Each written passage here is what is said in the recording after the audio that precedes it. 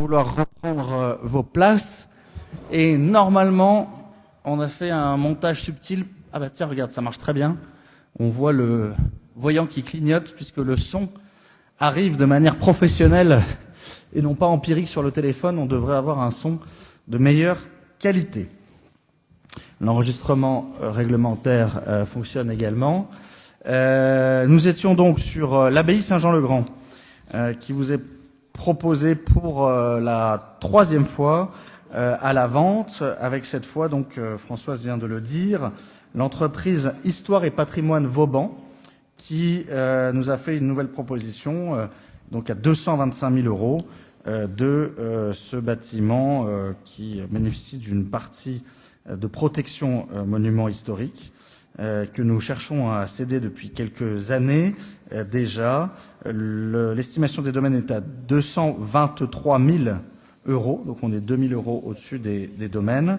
Et vous avez le plan joint en annexe qui vous présente la parcelle acquise, laissant un accès au gymnase que nous avons aujourd'hui condamné pour des raisons d'efficacité thermique et permettant donc de faire un parking ou en tout cas un espace privatif devant et sur une rangée derrière, devant Pôle emploi, de cette, j'espère, future résidence avec un projet plutôt autour du T1, T2 de typologie plutôt pour la personne âgée ou le couple. Je n'ai pas vraiment suivi là ce qu'il proposait, mais en effet, il y aura peu d'appartements quand même. Une réhabilitation pour cet établissement qui aujourd'hui un peu, enfin quasiment entièrement vide, et donc la signature aura lieu très prochainement. Je vous propose de passer au vote. Vous avez aussi la promesse qui vous est jointe. Je vous propose de passer au vote avec dans le d'ailleurs début des travaux donc un calendrier assez serré pour pouvoir commencer les travaux en 2025. Je vous propose de passer au vote. Y a-t-il des oppositions, des abstentions? Unanimité, je vous remercie. Nous passons à la cession de 2 immeubles rue de Paris issus des biens vacants sans maître. Nous avons délibéré au début de l'année sur ces biens que nous avons acquis, que nous avons fait entrer ou acté, dont nous avons acté l'entrée dans le patrimoine communal et qui donc ont été rentrés dans le domaine privé de la ville et qui ont fait l'objet de cessions à des Autunois qui nous ont fait des offres acceptables pour ces habitations et garages vides. Françoise André. Considérant que la mairie d'Autun est propriétaire depuis le 2 août 2023 de la parcelle AW 114, sise au 45 rue de Paris d'une superficie de 55 mètres carrés, considérant que la mairie d'Autun est propriétaire depuis le 13 octobre 2023 de la parcelle AW 109 au 47 rue de Paris d'une superficie de 14 mètres carrés, considérant l'avis des domaines, considérant que l'immeuble est actuellement inoccupé, considérant d'accord de M. Michael Rosac pour l'acquisition de ces 2 parcelles, considérant que les frais d'acte seront à la charge de l'acquéreur, il est proposé au conseil municipal d'approuver la cession des parcelles AW 109, AW 114 à M. Michel Rosac, résident au 49 rue de Paris, à Autun, d'approuver cette cession pour le montant de 27 000 euros, d'autoriser M. le maire à recevoir et authentifier l'acte authentique en la forme administrative et d'autoriser M. le maire ou son représentant ayant délégation à signer l'acte authentique s'y rapportant. Merci beaucoup. Donc on est sur la rue de Paris, un garage, une maison pour 27 000 euros suite à des visites qui donc ont permis cette cession. La valeur des domaines étant de 1 755 euros. Ah pardon, le garage, tout à fait, pardon. Et de 21 500 pour le reste. Et donc on est assez au-dessus des domaines. Merci. Il y avait 2 avis successifs, évidemment, pour ce bien qui est acheté en totalité, garage plus maison. Sur cette vente, y a-t-il des observations? Je propose de passer au vote. Y a-t-il des oppositions, des abstentions? Unanimité, je vous remercie. Quelques mètres plus bas, même configuration des biens vacants 100 mètres et donc une valeur vénale de 31 000 et une offre à 35 000. 35 000, oui. Considérant que la mairie d'Autun est propriétaire depuis le 2 août 2023 de la parcelle AC61, 6 au 21 et 21 bis rue du Faubourg d'Arroux, d'une superficie de 2369 mètres carrés, considérant l'avis des domaines, considérant que l'immeuble est actuellement inoccupé, considérant l'accord de monsieur Romain Picard et madame Aurélie Basset pour l'acquisition de cette parcelle, considérant que les frais d'acte seront à la charge de l'acquéreur, il est proposé d'approuver la cession des parcelles AC61 à M. Romain Picard et Mme Aurélie Basset, résidant 3 ruelle Sainte-Anne à Autun, d'approuver cette cession pour le montant de 35 000 €, d'autorisation Monsieur le maire à recevoir et authentifier l'acte authentique en la forme administrative et d'autoriser Monsieur le maire ou son représentant ayant délégation à signer l'acte authentique s'y rapportant. Merci beaucoup. Et vous avez vu que sur ces actes, nous passons, et ce qui est possible de faire, en vente par acte administratif qui nous évite quelques frais, même si on travaille très bien avec les notaires d'Autun, ça permet d'aller un peu plus vite et un peu moins cher pour de toute façon des immeubles qui sont vendus en l'état, c'est-à-dire en quasi-ruine, mais qui rapporteront, je l'espère, des taxes foncières importantes à la commune en étant reclassés comme immeubles d'habitation.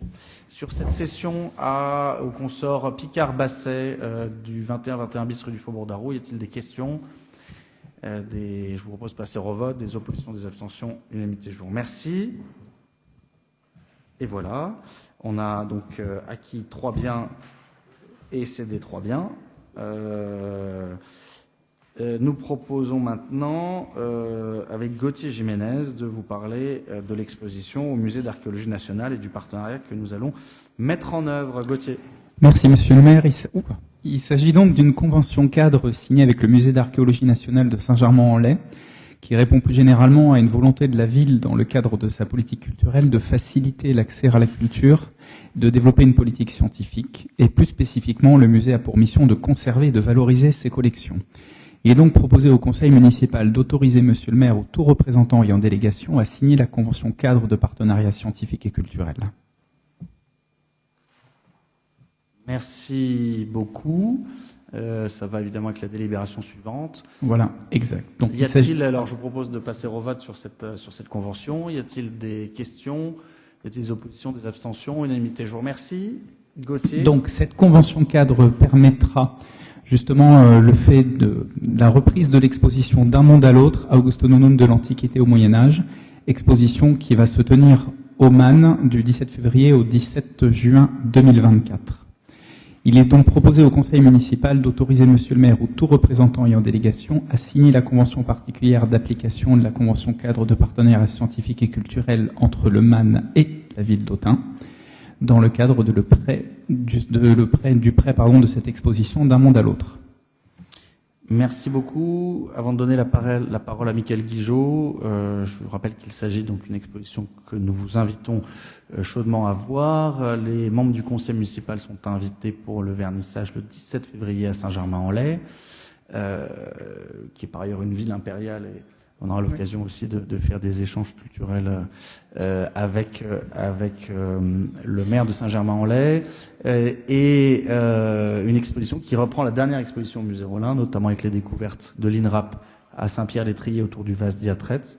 Une exposition qui déjà attire un intérêt international, puisque vous savez qu'il y a une grosse dizaine de vases diatrètes dans le monde, avec une spécialisation des musées allemands de Mayence et de Cologne sur leur restauration, mais aussi un exemplaire absolument incroyable qui est conservé au Monténégro, et qu'il y a déjà des sollicitations pour pouvoir, à l'échelon européen pouvoir bien présenter ensemble ces chefs-d'œuvre de verrerie romaine dont on imagine qu'ils ont mis parfois une vie entière à être façonnés et qu'ils étaient donnés en cadeau peut-être aux premiers évêques par les premiers empereurs chrétiens.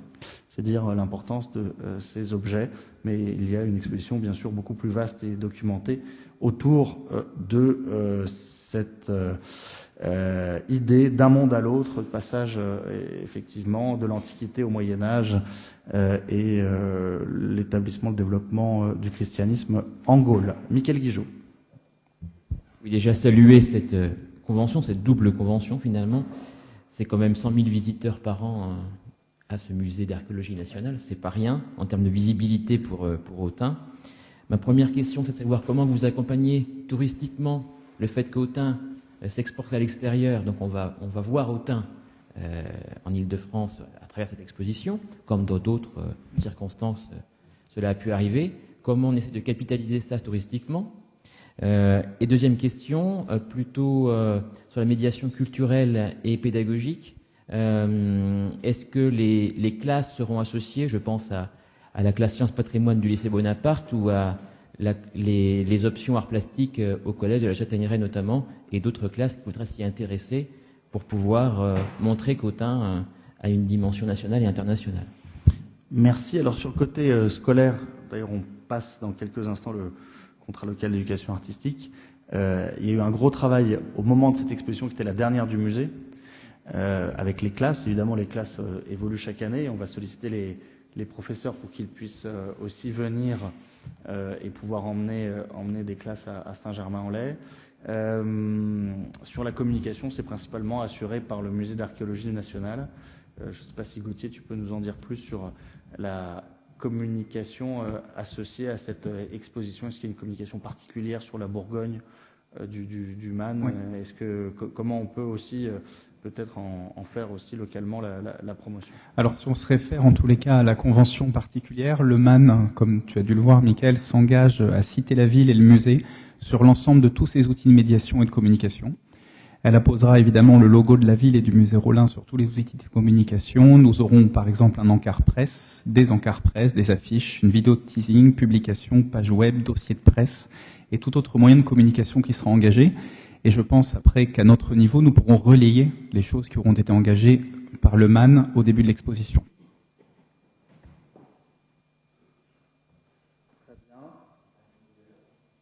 Comment? Ah oui, c'est pour le café. Ah, très bien. Oui, il y a des gens qui travaillent au-dessus. Qui préparent le café. Ça, c'est une bonne initiative. Voilà,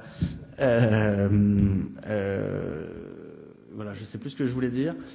Donc, il n'y a pas d'autres questions. Ah bah, c'est extrêmement rapide la préparation du café. Merci, merci Anaïs. Sur cette convention avec le musée d'archéologie nationale, encore une fois, réservez votre date si vous voulez venir au vernissage. Et c'est effectivement, on remercie l'INRAP et l'État de nous avoir permis, avec la DRAC évidemment et le SRA, de nous avoir permis de monter et peut-être d'aller encore plus loin dans la visibilité, notamment de ces découvertes de Saint-Pierre-l'Étrier. Je vous propose de passer au vote donc sur la 5.2. S'il n'y a pas d'opposition, pas d'abstention, unanimité, je vous remercie. Et nous passons au PV de récollement. Gauthier Jiménez.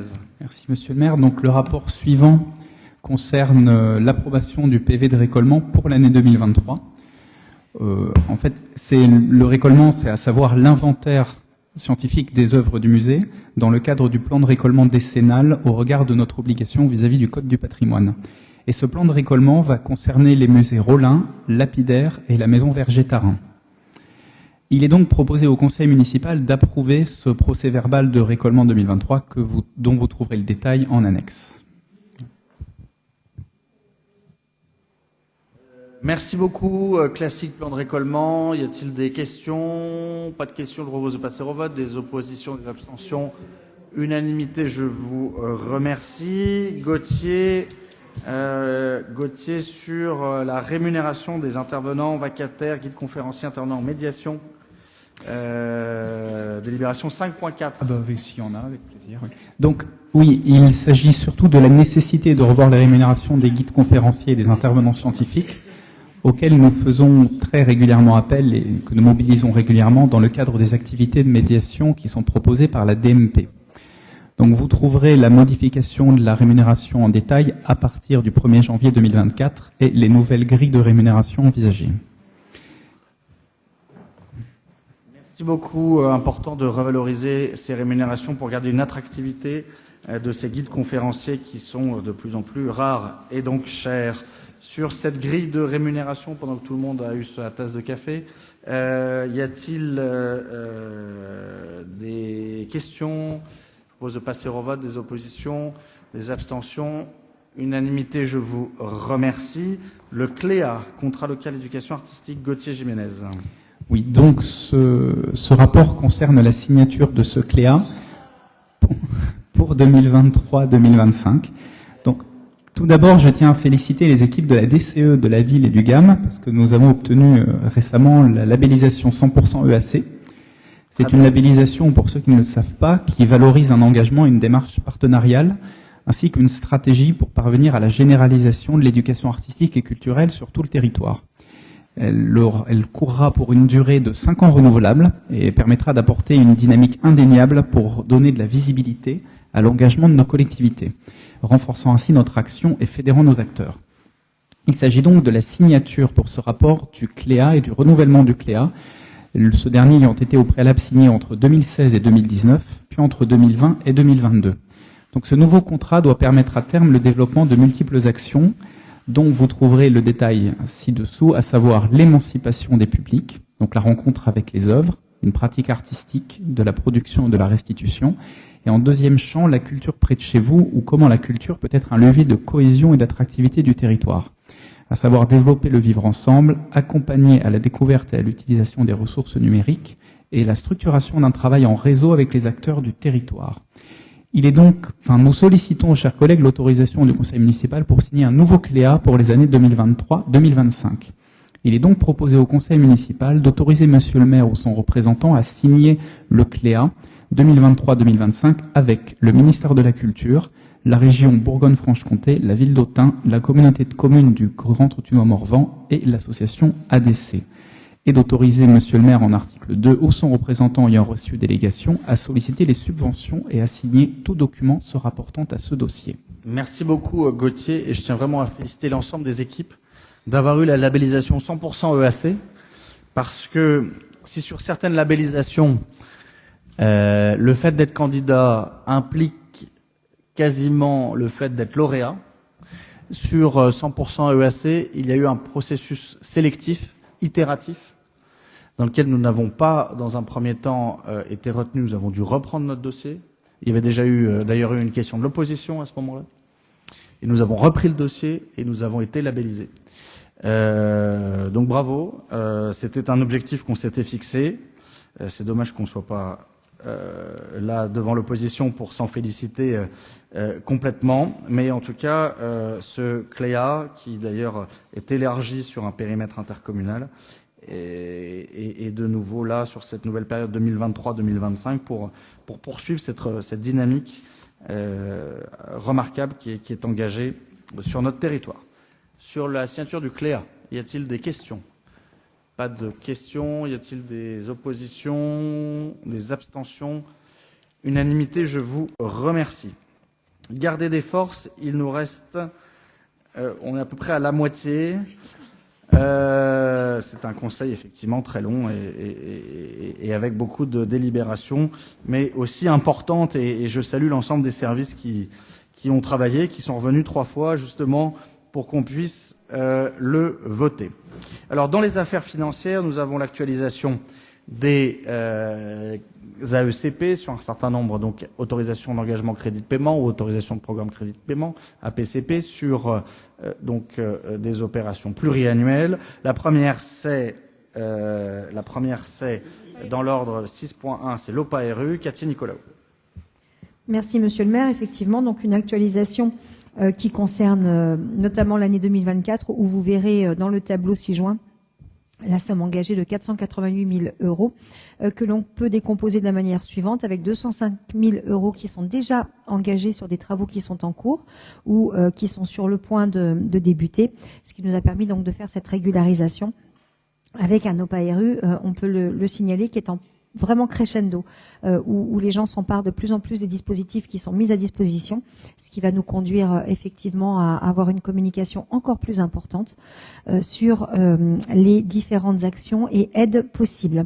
Les crédits de paiement nécessaires pour 2024 sont donc de 488 000 euros TTC et il est demandé au conseil municipal d'accepter cette actualisation, d'accepter la modification du phasage, notamment pour cette année 2024, et de préciser que les reports de crédits de paiement se réaliseront sur les crédits de paiement de l'année N+1 automatiquement la dernière année, d'autoriser Monsieur le maire ou son représentant ayant délégation à signer tout document se rapportant à ce dossier.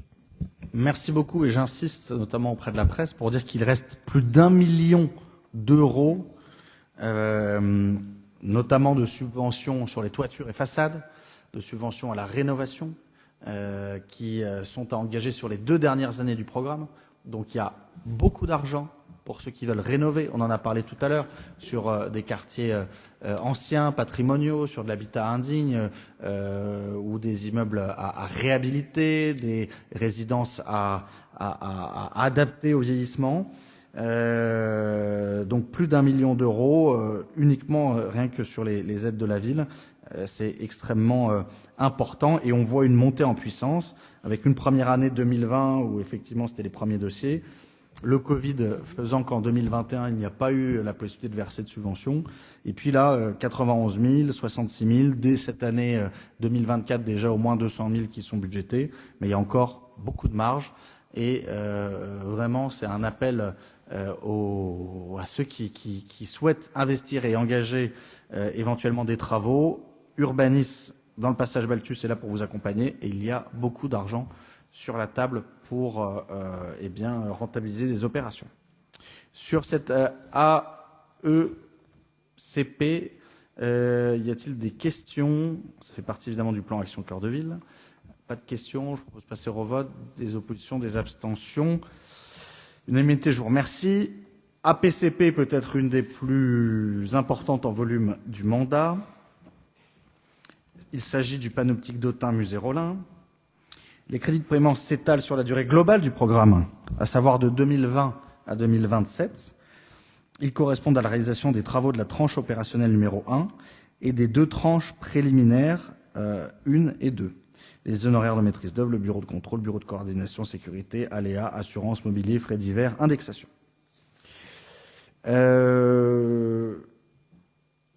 Vous avez donc le tableau qui vous propose donc d'actualiser à montant global constant le phasage des crédits de paiement, donc des décaissements tels que proposés, avec là aussi effectivement on rentre dans les années de travaux les plus importants. Et donc voilà le phasage tel qu'il est prévu avec 3,3 millions notamment sur 2024. Encore une fois, c'est le principe de la pluriannualité budgétaire. Les crédits de paiement non consommés sont reportés sur l'année N+1.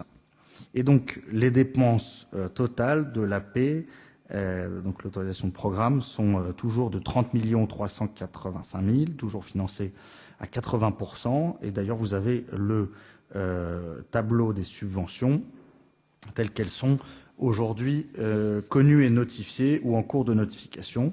Le FCTVA, c'est-à-dire le remboursement de la TVA pour près de 5 millions d'euros, c'est une proportion tout à fait normale étant donné les taux de TVA sur ces travaux. L'État, à la fois version DRAC, ministère de la Culture, et DECIL, donc préfectorale, pour 12 millions d'euros. La région pour près de 5 millions d'euros dans son plan à la fois d'accélération, le PAIR et puis le contrat de plan État-région. Le département de Saône-et-Loire pour 1,5 million.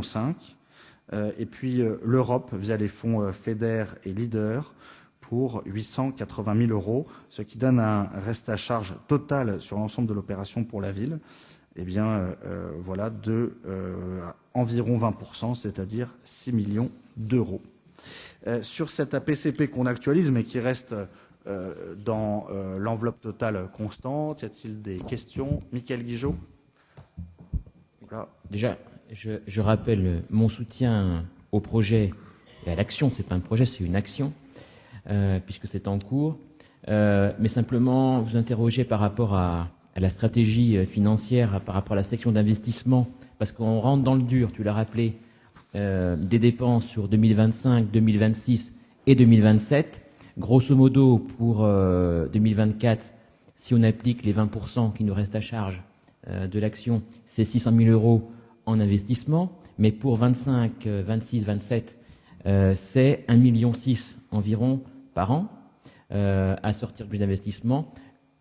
Du coup, quelle va être la stratégie d'investissement pour les 3 ou 4 prochaines années? Parce que ça va impacter l'investissement ordinaire de la commune, ça c'est certain, mais comment vous allez le prendre en compte et le traiter? Merci. Alors, c'est important, cette question, de préciser que c'est 20% de reste à charge à la fin de l'opération. Mais que Agnès Henriot et Jean-Baptiste Rézois font un travail de virtuose sur l'ensemble des règlements de subvention, puisque l'État, même dans ses propres subventions, a des règlements différents, pour permettre d'avoir des versements correspondant, et si possible même en amont, au décaissement réel, pour qu'en fait on ne fasse pas la trésorerie de l'État ou de la région ou du département, sans que ce soit eux non plus qui fassent la trésorerie, mais que ça puisse nous permettre d'engager les travaux en ayant déjà perçu une partie du cofinancement. Donc ça, c'est un travail qui est important. On n'a pas cité des opérations qui peuvent être financées via aussi le Fonds national d'archéologie et qui sont reportées sur le budget annexe archéologique. Mais l'ensemble fait que ça ne crée pas de trou immédiat d'investissement, puisqu'on perçoit les subventions au fil de l'eau, voire en amont du fil de l'eau. En amont même cette année, en amont du fil de l'eau. Hein. C'est un travail qui est justement de gestion de trésorerie, parce qu'effectivement, c'est des flux importants. Et Agnès Henriot et Adèle Carmousse font en sorte que ça ne crée pas de décalage de trésorerie. Donc c'est important. D'autre part, on a réalisé à un moment où c'était pertinent des emprunts importants qui nous permettent effectivement d'avoir des réserves et un fonds de roulement nous permettant de faire face à ces décalages de trésorerie. Ce qui tombe bien, entre guillemets, c'est qu'au moment où les taux remontent fortement, c'est une période où nous n'avons pas besoin de trésorerie. Et là, les taux sont en train de se détendre, ce qui nous permettra potentiellement de reconstituer une trésorerie dans les années à venir. Donc, c'est financé, comme on l'a toujours dit, et ça reste tout à fait valable à ce stade très avancé de l'opération, en partie sur le budget de financement courant et en partie sur de l'endettement à des conditions intéressantes, notamment tel qu'il a pu être réalisé avant la guerre en Ukraine, avec des opérations de prêts sur lesquelles on a été suivi. Donc voilà, on tient. Ce qui est assez remarquable, je ne veux pas jeter des fleurs à l'équipe municipale, Jean-Baptiste Rézois, Gauthier et tous ceux qui suivent, mais c'est que on est 4 ans, j'allais dire, ou 3 ans après le début de l'opération, à 3% près, 3,5% près, toujours dans la même enveloppe. Il n'y a aucun dérapage et malgré des reprises d'études, des choix de chantiers différents, des obligations archéologiques, j'allais dire inattendues, même si on avait prévu un budget, mais qui ont été réalisées, y compris des choses assez incroyables comme ce qu'on a fait en descendant de 6 mètres de profondeur au pied du rempart Tardot antique dans l'ancienne salle de présentation du Bellérophon de l'hôtel Lacôme, eh bien on tient encore le budget. Et donc nous sommes en plein actuellement dans le dialogue compétitif pour l'archéologie entre les différents opérateurs qui vont nous répondre pour l'archéologie de travail en sous-œuvre, d'accompagnement en sous-œuvre de la prison. On a eu de bons prix aussi sur les marchés publics, Et là aussi, ça se redétend après une période où c'était très compliqué, mais c'était pas là où on lançait les plus gros travaux. Puis on a eu des entreprises locales qui ont vraiment joué le jeu. Je voudrais citer notamment Dufrègne, qui nous a permis aussi de travailler à la fois avec de la qualité et puis avec des prix tout à fait dans l'ordre de ce qu'on avait prévu. Donc c'est un APCP qui est obligé d'évoluer chaque année pour s'ajuster à la consommation réelle et au crédit venant, mais qui, dans l'ensemble, et ici même, je pense qu'il faut le souligner, à l'euro près, est identique dans l'enveloppe globale à ce qui était présenté l'an dernier, et l'an dernier étant à 3% près, ce qu'on avait présenté au début du lancement. Mais c'est du boulot. Merci en tout cas aux équipes qui travaillent dessus. Et puis donc on attend au mois de février-mars ces travaux, notamment d'excavation en sous-œuvre de la prison et après une partie là de reprise d'études et de déménagement d'œuvres. On va pouvoir continuer à travailler dans la construction, cette fois complète, du sous-sol et de ces nouveaux espaces qui vont relier les 3 nouveaux blocs avec, j'espère qu'on pourra le présenter pour les vœux. Je voulais qu'on l'ait pour Noël, mais il n'y a pas que moi qui suis un tout petit peu en retard. Donc, on a eu pour Noël les vues 3D du nouveau projet au vu des plans tels qu'ils sont actuellement définitifs. Et on aura, j'espère pour les vœux, le modèle 3D qui, au-delà des plans, permettra encore plus de s'immerger dans le projet.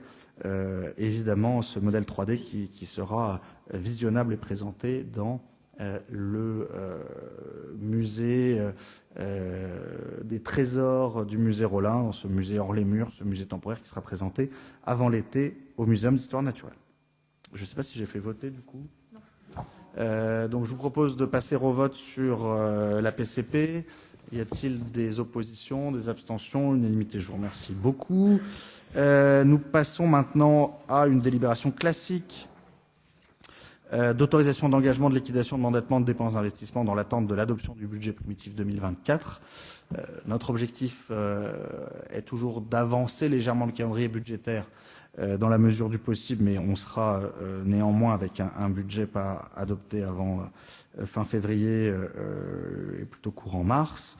Et donc, classiquement, dans l'attente de ce budget, la loi nous autorise à délibérer pour ouvrir un certain nombre de crédits et commencer déjà à travailler. Et vous avez d'ailleurs à côté ces montants qui sont, par exemple, pour du matériel informatique, 10 000 euros, ou sur les écoles, 130 000 euros, qui nous permettront déjà de faire des choses prévues avant d'avoir le vote du budget, délibération annuelle classique. Sur cette délibération 6.3, y a-t-il des questions? Pas de questions, je propose de passer au vote. Abstention, opposition, unanimité, je vous remercie. Ensuite, là aussi, c'était une obligation absolue que l'État nous impose d'adopter une nouvelle nomenclature budgétaire et comptable, la M57, avant le 1er janvier 2024. Et donc, comme les 36 000 autres communes de France, nous passons la même délibération, sans aucune, je crois, modification. Pour les budgets principaux, annexes et archéologie, avec une fongibilité à 7,5% et des APAE dépenses incluses dans la limite de 2%, ce qui limite à 5,5% la fongibilité réelle entre les crédits, entre les chapitres, pardon. Est-ce qu'il y a sur cette M57 des questions? S'il n'y a pas de questions, est-ce qu'il y a des oppositions, des abstentions? Unanimité, je vous remercie. Une passionnante délibération sur la méthode et la durée des amortissements des biens selon la nomenclature M57.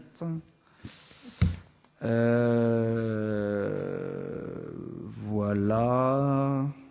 avec une proposition d'amortissement en fonction des biens sur 1, 5, 10, 20, 30 ou 40 ans de l'ensemble des immobilisations. Il y a 8 ans aussi, pardon, je ne sais pas pourquoi. Les camions, c'est 8 ans, les camions. Et 3 ans pour certains matériels informatiques scolaires. 15 ans pour du matériel de bureau. Y a-t-il des questions? Pas de questions? Y a-t-il des oppositions, des abstentions? Unanimité sur la 6.5, je vous remercie. Le règlement budgétaire et financier, 6.6, dit RBF, qui vous est joint en annexe. C'est sûr que ça fait après beaucoup de pages d'annexes, mais c'est des règlements qui sont présentés. Et dont une version synthétique est proposée d'ailleurs à la fin sur les différentes parties.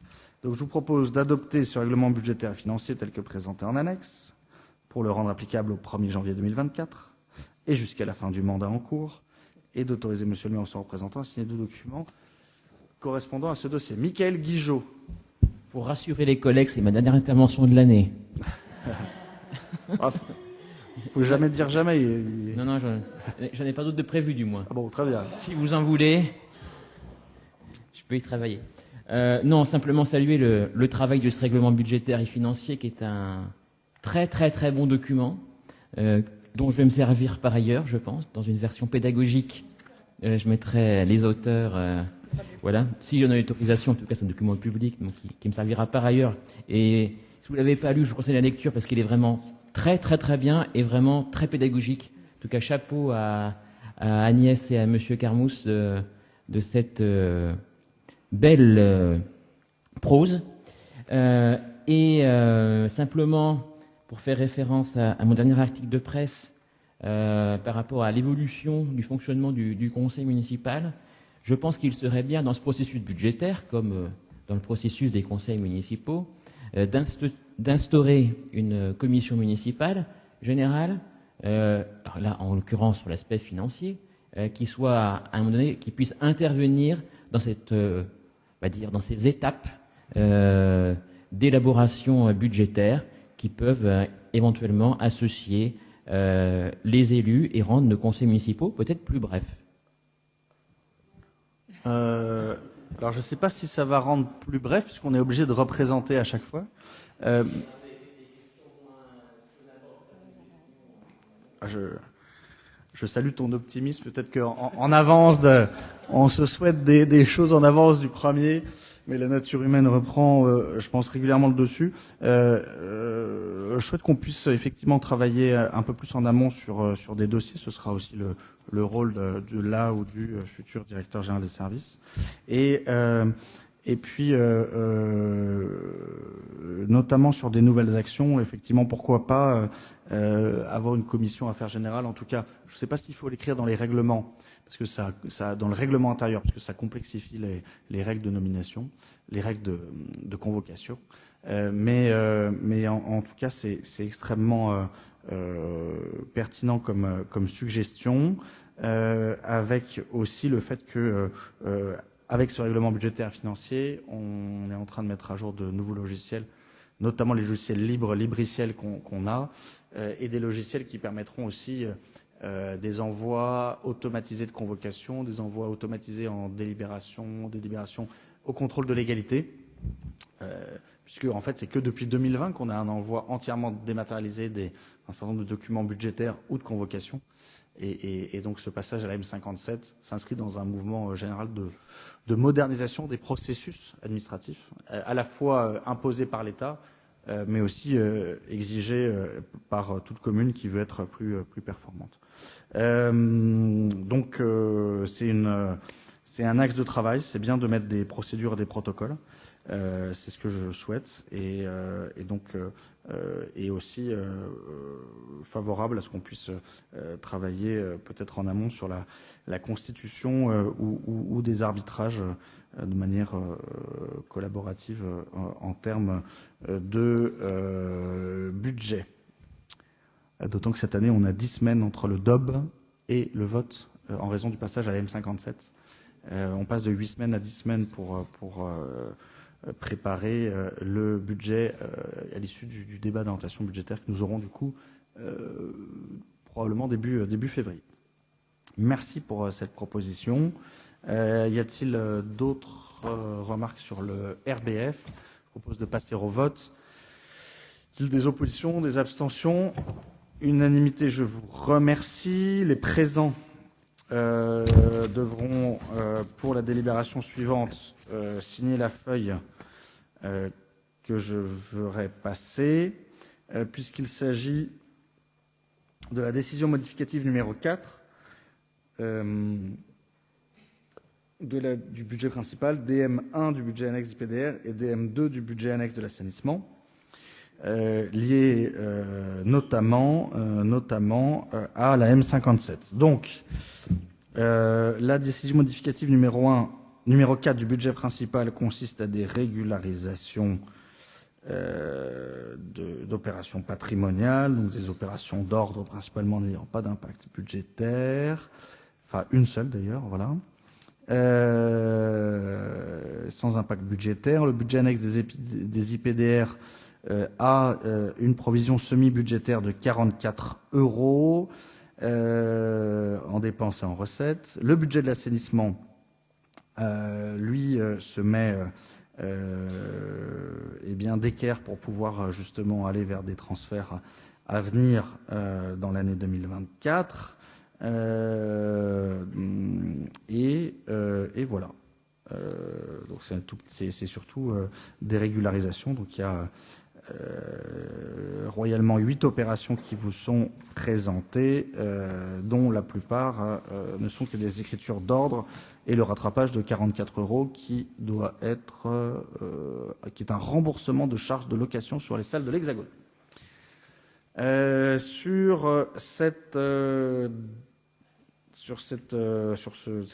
Ces décisions modificatives, y a-t-il des questions? Pas de questions, il n'y a plus d'intervention. Y a-t-il des oppositions, des abstentions? Unanimité, je vous remercie. Et comme le demande la loi, je vous propose de signer. Alors, je crois qu'il faut signer 4 fois, signer 3 fois, puisqu'il y a 3 DM différentes, 3 budgets différents. Donc, de signer 3 fois pour chaque conseiller. Évidemment, ça fait des pages d'annexes importantes, puisqu'on est obligé de à chaque fois réimprimer et ressortir l'ensemble des opérations et des états, même si on ne change que 44 €. C'est pour ça que on a des pages, mais pas forcément beaucoup de choses impactantes, puisqu'on est en fin d'année avec la régularisation. Jean-Louis Cormier nous parle de la subvention exceptionnelle à l'Union gaulo-thunoise. Merci, Monsieur le maire. Considérant que l'association Union Gaulo-Thunoise et pêcheurs morvandiaux a été contrainte d'annuler au dernier moment son concours Flotte Tube, la ville d'Autun accueillant dans le même temps le Red Dream Sport 2023 qui s'est déroulé les 7 et 8 octobre dernier. Considérant que l'association sollicite une aide exceptionnelle pour compenser les pertes financières liées à cette annulation, considérant qu'il est écrit un montant de subvention exceptionnelle à affecter à la décision modificative numéro 3, il est proposé au Conseil municipal, article 1, d'approuver l'attribution d'une subvention exceptionnelle de 300 € à l'association Union Gaulo-Thunoise et pêcheurs morvandiaux. Article 2, d'autoriser l'utilisation des crédits non affectés votés lors de la décision modificative numéro 3. Merci beaucoup. Effectivement, l'organisation de la manifestation Red Dream Sport organisée donc sur le lac avec des athlètes valides et porteurs de handicap a malencontreusement compromis le concours Flotte Tube. de l'association, et donc engendrant des frais qui n'ont pas été compensés par des recettes d'inscription. On s'excuse auprès de l'association à qui évidemment avec qui on travaille très main dans la main, et on les compense de la perte de cette manifestation qui n'a pas pu avoir lieu, et qui sur une association qui a des comptes serrés, et ils ont raison de serrer leurs comptes, peut être important, et donc nous proposons de voter 300 € pour compenser ce manque à gagner lié à 2 manifestations au même endroit, au même moment, qui du coup se sont un petit peu marché sur les pieds. C'était bon. Sur cette subvention, pas d'intervention, pas d'opposition. Nous sommes en train de passer au vote. Pas d'opposition, pas d'abstention. Personne qui est membre de l'association. Tout va bien. Unanimité, je vous remercie. Des enjeux importants, si nous n'avions pas délibéré dans les temps, c'est l'abattement sur la taxe foncière sur les propriétés bâties dont bénéficient les bailleurs sociaux sur les quartiers politiques de la ville. C'est une délibération annuelle à prendre obligatoirement pour les villes signataires d'un contrat de ville, le contrat de ville ayant été prolongé, l'abattement TFPB est prolongé. Vous savez, comme chaque année, que cet abattement est compensé par des actions sociales qui font l'objet d'une négociation chaque année avec les bailleurs sur comment ils emploient cette exonération. Et il faut délibérer chaque année sur ce qui est proposé. Nous sommes quand même sur un total de 156 000 € pour Abélis, OPAC et Semcoda, l'OPAC étant lui-même déjà à quasiment 104 000 € avec des actions comme la médiation, des services de veille propreté, des actions autour de l'économie d'énergie, du vivre ensemble, qui vous sont détaillés très précisément. Voilà, dans les annexes, on peut noter les chantiers jeunes qui se déroulent d'ailleurs en ce moment et que nous organisons avec la ville d'Autun pour des jeunes qui travaillent contre une petite compensation sur des chantiers assez simples de peinture ou de réparation. Pour l'OPAC, la mobilisation d'un agent de tranquillité résidentielle, le fonds de participation des habitants, différentes interventions pour des projets, notamment sur Saint-Pantaléon, des réunions en pied d'immeuble, des frais de traduction, fonctionnement de conseil citoyen. Tout ça vous est fait l'objet d'une négociation ou d'un travail chaque année avec l'OPAC et vous est détaillé, en sachant que par exemple sur la Semcoda, c'est surtout du nettoyage et également un chantier jeune qui sera organisé en 2024 pour 2 000 €.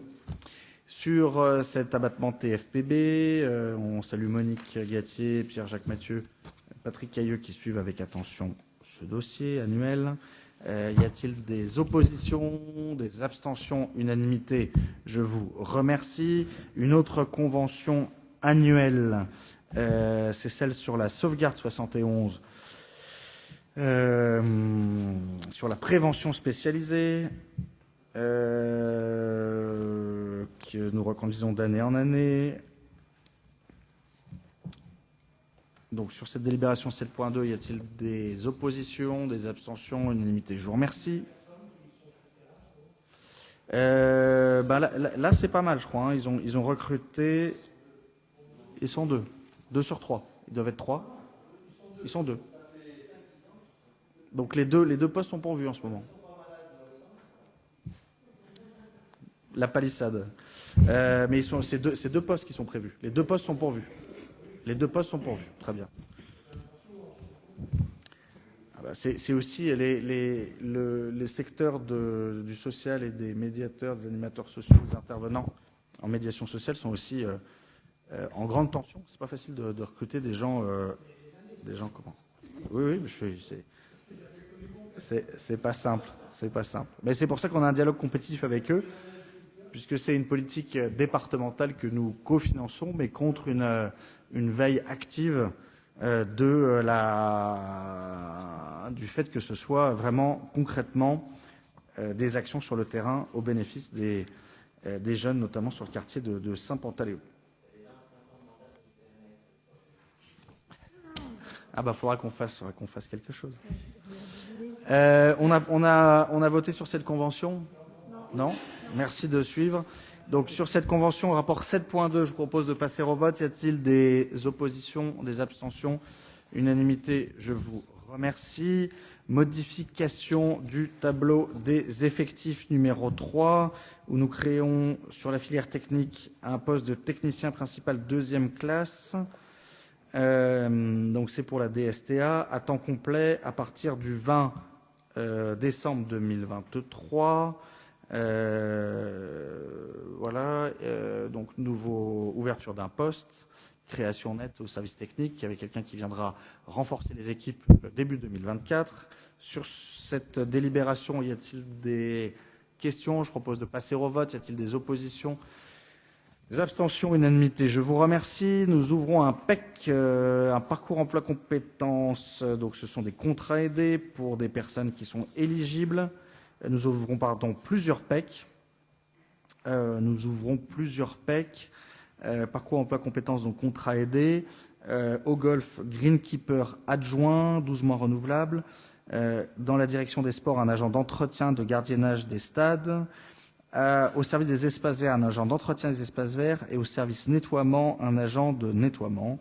Donc ça permet de mettre le pied à l'étrier à des jeunes en décrochage ou des personnes chômeurs de longue durée, notamment avec donc ces contrats aidés, parcours emploi compétences qui, nous l'espérons, amènent ensuite à une intégration de plein droit dans la collectivité.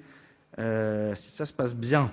Sur ces 4 PEC que nous proposons de créer, y a-t-il des questions? Pas de questions. Y a-t-il des oppositions, des abstentions? Unanimité, je vous remercie. Alors, création d'un emploi non permanent pour faire face à un besoin d'accroissement temporaire d'activité et autorisation de recrutement d'un contractuel. Il s'agit donc de créer un poste de contractuel sur... il s'agit de faire 2 choses. De créer un emploi non permanent dans le grade d'adjoint technique pour des missions d'agent de nettoiement à la direction des services techniques suite à l'accroissement temporaire d'activité à temps plein sur 12 mois maximum répartis sur 18 mois. Donc un agent d'entretien supplémentaire contractuel qui sera rémunéré en fonction de son diplôme et de ses compétences. Et puis également de recruter des vacataires pour des reportages photographiques ponctuels sur des événements avec un tarif de base qui vous est détaillé c'est une mise à jour de ces tarifs qui sont de 60 € pour un reportage en soirée jusqu'à 100 € pour une journée complète de reportage photo. Sur cette délibération 8.3, y a-t-il des questions? Pas de questions. Y a-t-il des oppositions, des abstentions? Unanimité, je vous remercie. On arrive doucement vers la fin. Avec le 9.1, la présentation du rapport d'activité de la communauté de communes du Grand Autunois Morvan.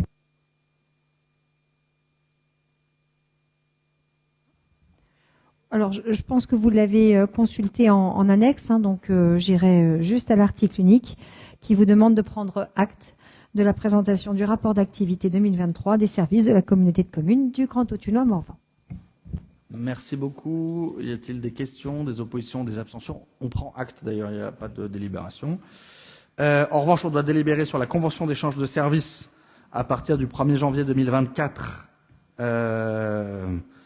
sur Ville-Gamme-Sias. Vous aurez bien rectifié en 2024, il y a une coquille à un moment. Convention échange de services 2024. Qui vous est jointe en annexe et par exemple avec le SIAS sur les actions sur les seniors que nous travaillons ensemble et ensuite on se refacture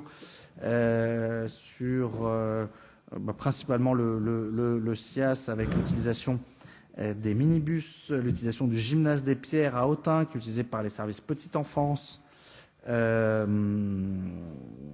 par la crèche.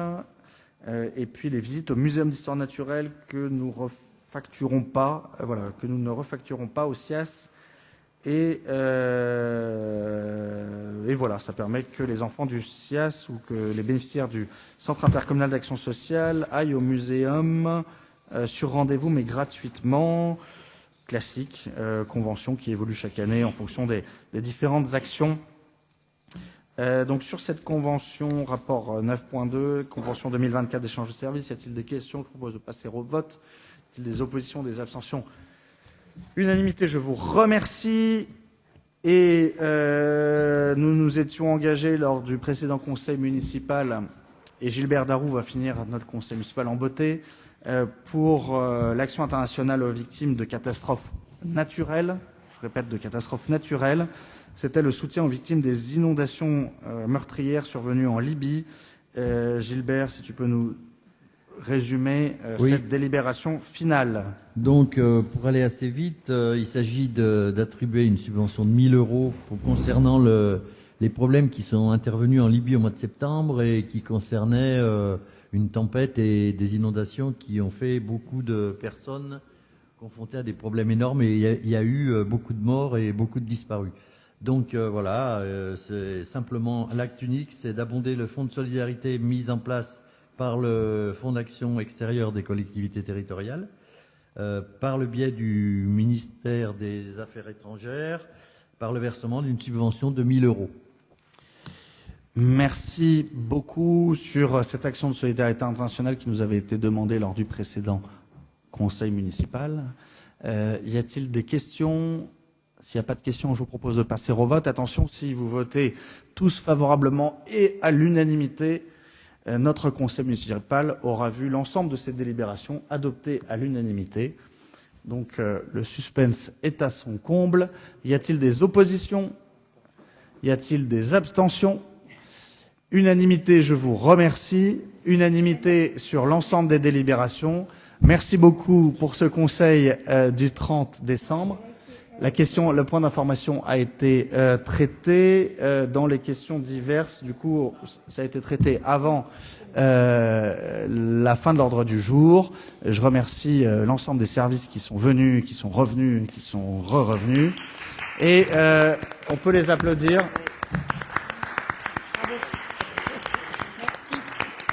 Et je vous souhaite à toutes et à tous qui êtes présents dans cette salle ou qui nous suivez en direct sur les réseaux sociaux un très bon réveillon. On vous donne rendez-vous, l'ensemble de la municipalité, le 11 janvier à 19h à l'Hexagone pour les vœux. Et en attendant, vous retrouvez l'ensemble de l'actualité du conseil municipal et de la ville d'Autun sur le site Actu Autun, www.actu.autun.com. Merci beaucoup.